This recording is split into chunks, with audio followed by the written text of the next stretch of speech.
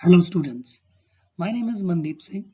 I am Associate Professor at Electrical Instrumentation Engineering Department, Thapar Institute, Patiala. In today's session, we will discuss about innovation and entrepreneurship in biomedical engineering. So let's start. Let me explain first of all what is the course content and what is the objective of this subject. This subject has been specially designed for biomedical engineering so that the student can meet the contemporary requirements of entrepreneurial mindset to the market. So in this particular subject, we will discuss about some of the theoretical and practices being applied in the field of entrepreneurship, and we will do some case studies from the biomedical engineering point of view.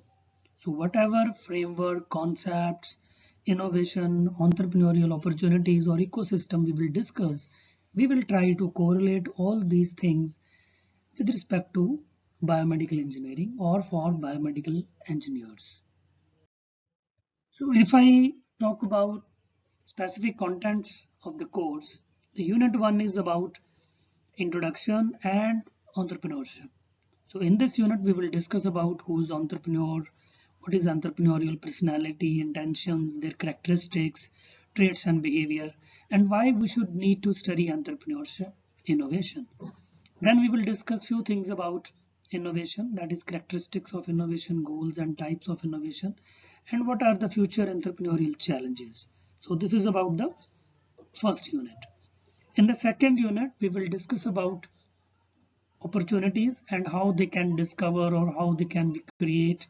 Is there any pattern behind the entrepreneurial opportunities? If yes, then what are the factors and how could we recognize those patterns or opportunities? The third unit is about entrepreneurial process and decision making. In this, we'll discuss about ideation, development of exploitation of opportunities, and what is networking, and specifically why this is helpful in entrepreneurial ecosystem. And in the end, we will discuss about decision making approaches. In fourth unit, this is about crafting the business model and lean startup. This is a very important topic. In the end, fifth unit, we will discuss about organizing the business and entrepreneurial finance. That is types of funding and forms of business organization, their structure, and how we should go for the selection of venture finance. Let me start with the today's objective, what we are going to study in this session specifically. We will start with what is entrepreneurship and why it is important to study. Then we will move ahead with what are the causes that drives people to become entrepreneur. Then who is an entrepreneur? Is he born or made? Then we will switch to innovation. And in the end of this session, I'll give you some glimpses about those startups who are from India and specifically in the biomedical engineering field. So before start, who's an entrepreneur? What is entrepreneurship? Let's discuss one case that there is a vegetable seller. In the case one, the type of vegetable seller is that he directly purchased from the farmer, definitely at a lower price because he moved to the farmlands, and then making some profit, he will increase the cost price and sell those vegetables. So that is the first case. In the second case, the vegetable seller purchased directly from the farmer. Now, after purchasing, he do some value addition in this process before selling. Now, what kind of value addition could be? He can apply airtight packaging. He can sort it out a different kind of tomatoes or size of onions. So he can do some kind of activity on that he can segregate different types of particular fruit or particular vegetable.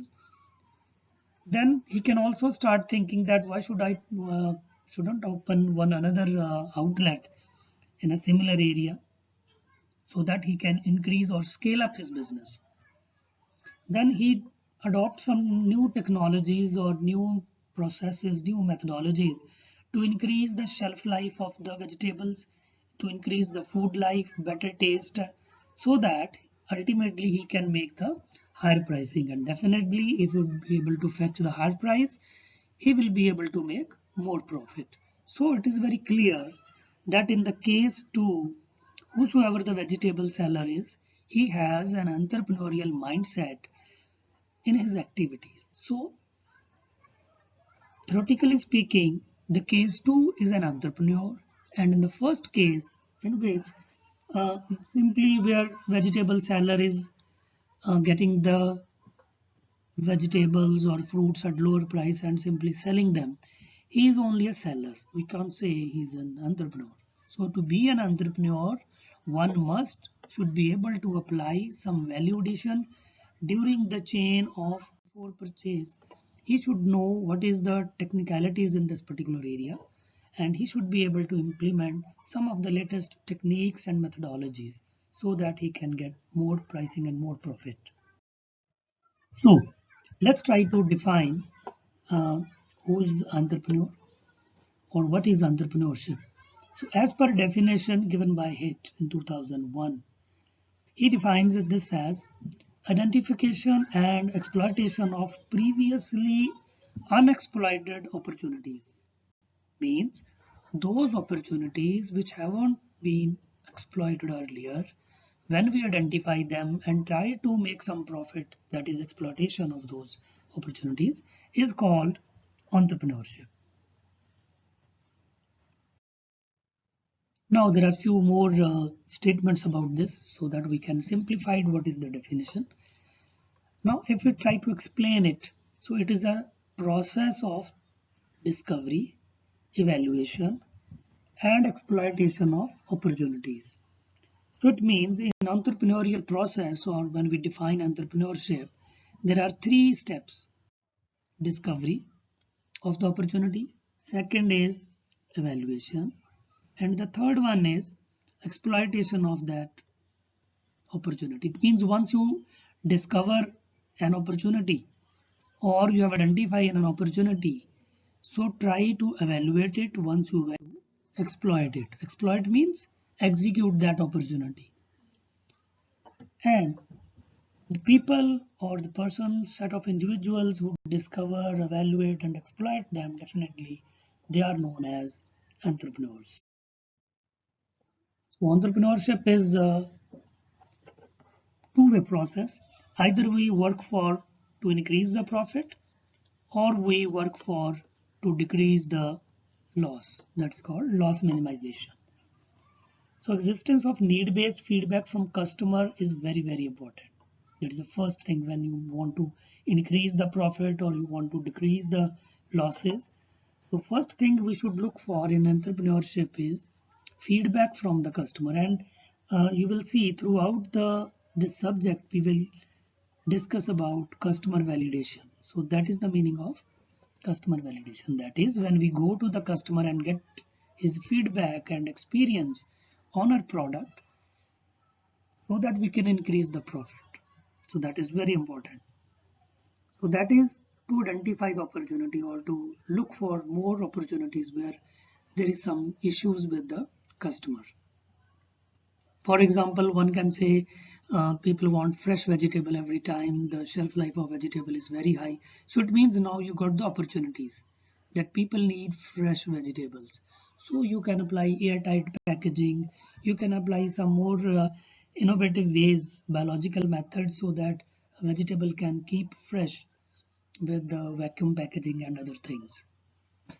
Then we can do evaluation, that what is the maintenance cost, how much people can pay for those additional processes, and finally we can do the exploitation, that is let's start doing those things, start implementing things, that is exploitation. Now coming to the point that why we need to study entrepreneurship. So if I study these 3 points, they are very important, and then I explain what this diagram says. First thing is usage of existing technology, creation of, then you must need what is entrepreneurship. If you want to focus on inefficiencies in the existing system so that you can improve it, so that you can make it more efficient, even then you you should go for studying of entrepreneurial process or entrepreneurship. Third one is crucial engine that drives the change process. So this is a mindset again. When we talk about ecosystem, it means when you have a network of entrepreneurs around you, definitely it will drive you for a betterment of the process you are handling. Either it is a job or a business or even a service you are handling. So let's take a look at this particular diagram. In the first case, we have few dots, maybe some y-axis or x-axis, commodities, and on the y-axis it could be price of the stock exchange of a particular stock. Okay, so if it is simply marking of rates, cost, x and y coordinates, it's just a data for us. Okay, simply advance, just a minute. But when we have a colored kind of a segmentation of this data of this commodity, as I've told you that on the x-axis we can see different commodities. Now we have segregated those commodities with different colors, green, magenta, red, and we can differentiate each commodity like potato, rice, wheat, individual commodity with individual color. Now we can make more out of it. There is more information within this diagram. And once we try to connect this particular information, then we can see better knowledge with us. Okay, that is the third stage. Now comes to the fourth stage where we can apply entrepreneurial mindset. In this case, we have the relationship that how stock exchange or a stock price of a particular stock or a company changes with the change in production of a particular commodity, with the demand of particular commodity. Okay, now we are able to make some mathematical model or relationship. The last stage is wisdom. When you are able to make profit out of it, out of this knowledge, out of this insight, when you are able to predict something, that is called wisdom. Then you can say, if this will happen, this will be the result, and with this result the stock price of this particular company is going to increase. So that is how the entrepreneurial process evolve with the help of once we start studying about entrepreneurship. Now let's discuss something about innovation. So as per definition, innovation is the ability to apply creative solutions to those problems and opportunities. For what? So that in order to enhance people's lives or to enrich the society. It's a very broad definition. So whenever you do some innovation, you try to ultimately make the lives easier of the people. That is the meaning of innovation, or you are giving something to the society for its enrichment. We will discuss with few examples. In healthcare or in biomedical engineering, there are a lot of opportunities available in patient healthcare and monitoring. Some of these examples are like non-invasive therapies or diagnostic techniques. Non-invasive means when there is no need to introduce any kind of electrode or needles into human body. We call them as non-invasive techniques. Then another opportunity is the device automation. We can implement Internet of Things or IoT based healthcare system, OPD automation, whatever we are doing in the outdoor patient uh, monitoring, we can make it automatic, that a patient before coming to the OPD can register himself on the mobile phone or through app, and through online media we can guide him for a particular services or a doctor. And similarly, medical prescription and diagnostic reports data. This is a huge opportunity still lying in the Indian market. Like whenever we go for diagnostic reports, pathological reports, so there is a need that we can documentize that and we can collect over the period of time. even over the period of 10 years or 20 years for a particular person, if he have all these medical prescriptions assigned to him and reports, you can definitely make few decisions how his health is moving with respect to time. Now I'll discuss innovations in biomedical engineering perspective, especially in India, how people have give some kind of creative solutions in biomedical engineering field inside the sinus, and then it start inflating with the pressure we can apply after that. So he has handling that machine also, that how much pneumatic pressure we are giving, so it should be in the safety range. So once it's inflated, the pathway of sinus cells open up. Okay, so the nose is open up now. So that is how they have implemented this particular technology to relieve the people who have some issues with the nasal congestion. Then next one is Koyo Labs. Two youngsters, they have implemented uh, AI and machine learning kind of techniques to make a intelligent secretion and oral management device, and this is especially for infants. So it is a supportive device in ICU for long breathing support, and especially for the kids. I have already told you for infants, because it is positive airflow ventilator. Okay, so it always give you one side breathe, and then automatically it start pressing the infant's body so that it can keep on breathing. So it's a positive airway ventilator. Third one is Remedio innovative solution, and this is for retinal imaging. Retinal means for the retina of our eye. They have a very handy machine. They have created very smart instrument. So in this case, they are able to give the simplicity to the patient rather than going to very costly and tedious way of doing ophthalmological test. The machine is now very handy and very useful and very comfortable for the patient. There are few names of the women entrepreneurs in this field. One is Shikima Suman, who created Medimojo, uh, as you can guess from the name. So Majemojo. So she made one kind of a platform when she started in 2015. It's a patient engagement platform with the help of artificial intelligence algorithm behind it. So it is B2B, means business to business, and SaaS means software as. So whenever we write down SSSA, we are using software as a service. So through that software, she is providing services to the business community so that they can interact with the other counterpart in their business. Okay, so they are helping patients engagement